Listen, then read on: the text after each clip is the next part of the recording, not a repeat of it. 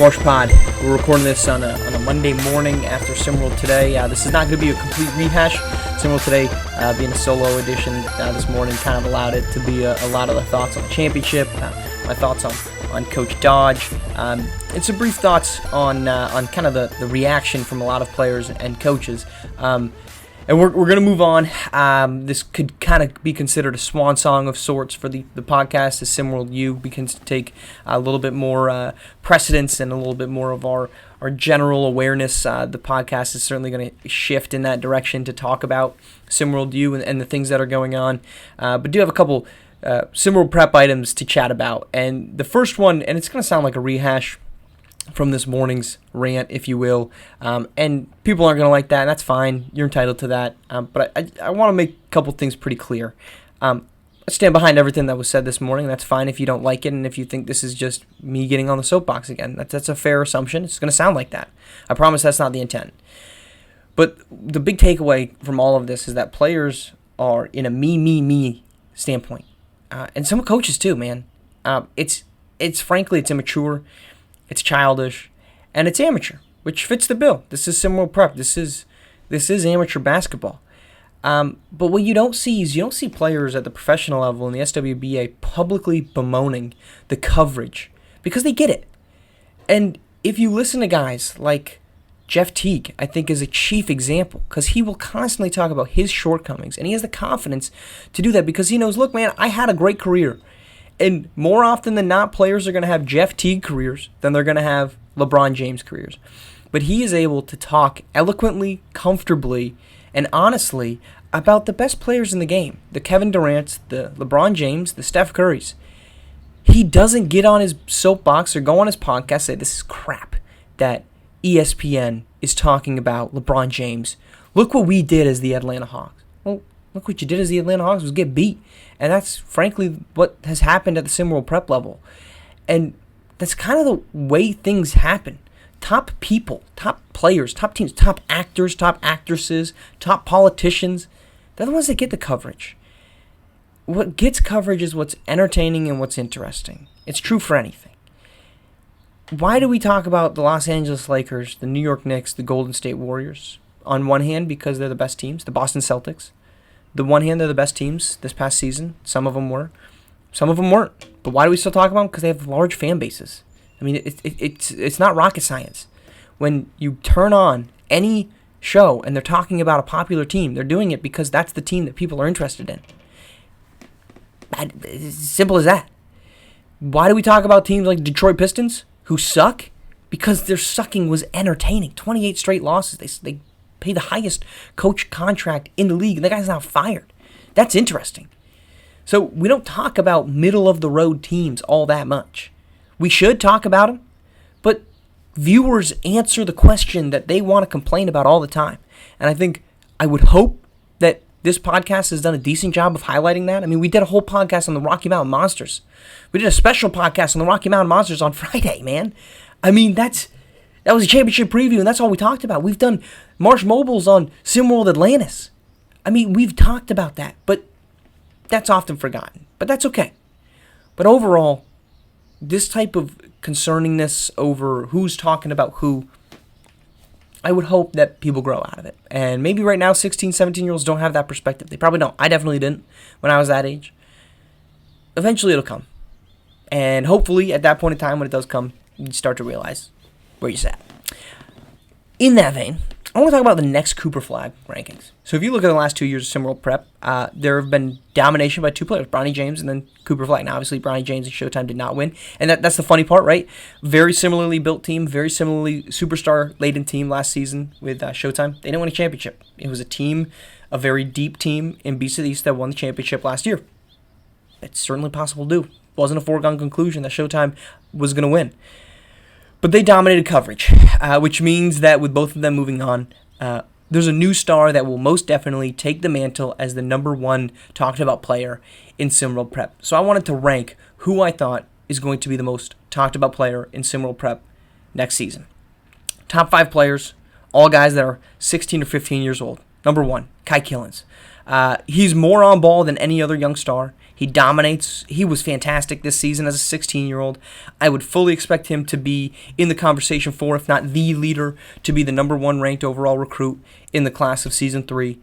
He's going to be dominant again.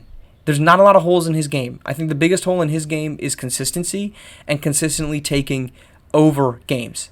There was very often quarters where he would just kind of go silent. If he takes that out, we're going to be seeing a heck of a lot more huge nights from Kai Killens on a very, very good, well-built Gulf Coast lockdown team. So shout out there to Koshish for what he's done. Number 2, Monte Parson. He had a huge season already. He was exceptionally talked about. He was exceptionally dominant. He does need to do a little bit more on ball from the perimeter. He did a lot of his work inside. It was fantastic. But if you look at the separation between top guys and the second level, it's the guys that can create from 24 feet. And I'm not mean pull-up threes.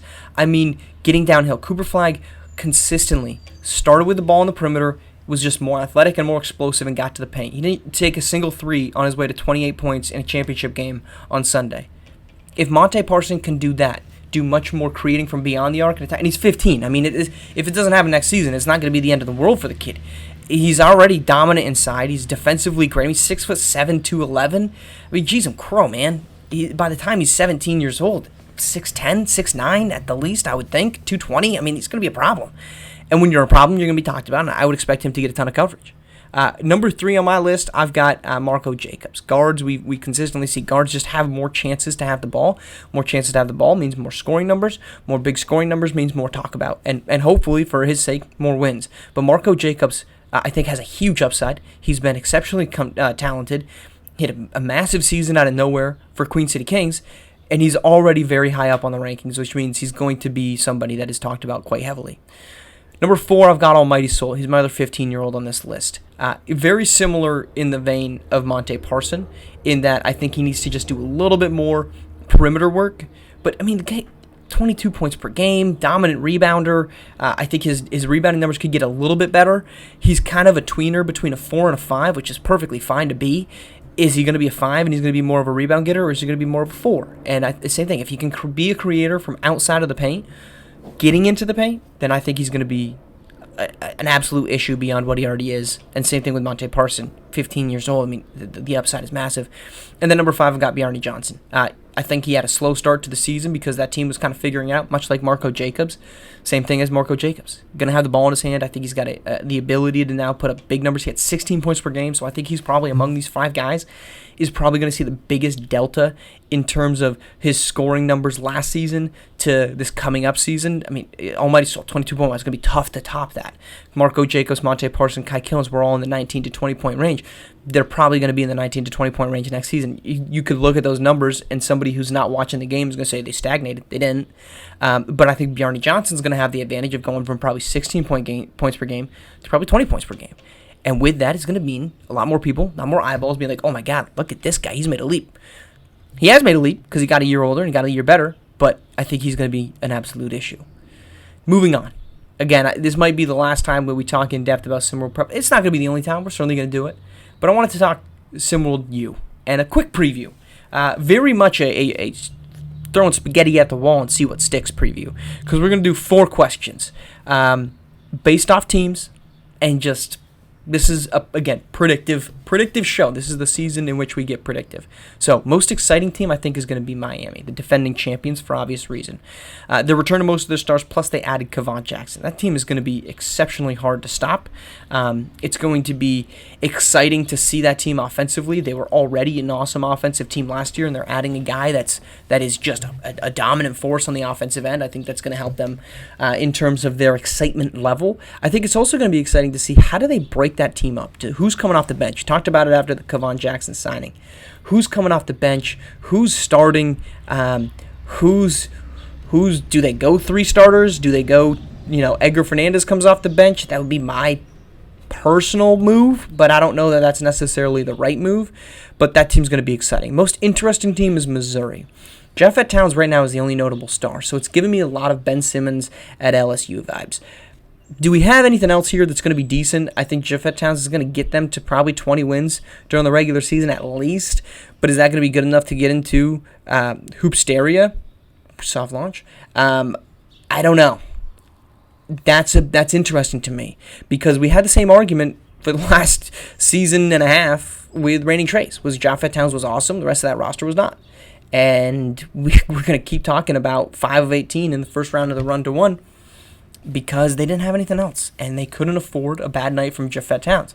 So that team, to me, is going to be interesting. Do they get anybody else? And when they do, what do they look like on the floor? The most dominant team, I think, is going to be Duke. Sorry. Cooper Flag is still awesome. Plus, they added Adelson Sampaio. They have a really good recruiting class as it sits right now. I think it's going to be a tough one to stop. I love the pairing of Sampaio and Flag. That's a huge, huge wing duo. It's going to be very difficult to slow that group down. That's going to be, and in my opinion, the most dominant team. The most disappointing team I would expect to be North Carolina. They have not gotten any recruits. They had a pretty disappointing season last year. They got Sean Hyman, and that's who I have to say that's our guy. Don't love it. Not great, Bob. So if that's going to be the case, they're going to enter with traditional blue blood expectations. I don't know that North Carolina is going to be able to live up to it because they haven't gotten players that would match that type of output. So most disappointing team I would expect to be North Carolina. I got a feeling we're going to have some news coming in the next couple weeks about SimWorld U. I do know that from what I've been told, there's been quite a bit of SimWorld prep activity in terms of, what does next season look like. I would expect it to look a lot different than this season. And then one last little thing that I'm hearing, and if you've listened this far, impressive, because people don't love this anyway. I'm hearing, and we saw this reported by SB Live on Sunday about Arthur Lattimore, kind of some frustration from teams. I've heard there's actually been a couple teams that have pulled scholarship offers to Arthur Lattimore. I think that's very interesting. Lattimore is a great player. He's one you wait around for. You wait at, what was the quote? You don't want to be stuck at the end of the dance and not have anyone to go home with, I think was one of the quotes from one of the sources in that story on SB Live. I mean, he's the guy you hope is going home with you at the end of the dance.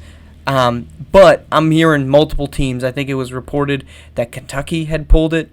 I don't think they're the only team that's pulled a scholarship offer to him. I think it just underscores that some of these programs are getting a little frustrated with it. I don't think it's a bad thing. I don't think Lattimore, pick who you want, man. I mean, I think that's good for him to be taking the time to choose the right school. This is not a criticism of Arthur Lattimore at all. I think pro, make your decision. I'm finding it interesting that there's schools that are saying we're good. Okay, thanks. We think we can get you, but you clearly don't want to be here, or we just want to move on and solidify our roster spots in other ways, and we don't want to keep missing out on guys, because obviously we've seen in those recaps a handful of guys coming off the board, right? We have, two top 100 recruits left. Teams are running out of places to pivot to. So needing to fill roster spots is obviously imperative for them. So I just find it interesting that's the case with Arthur Lattimore. So that's our show. We'll be back tomorrow with SimWorld Today. We'll keep rolling into the off season, and we'll be new times moving forward here, 4 p.m. Mondays. We'll talk to you. We'll talk to you on the other side.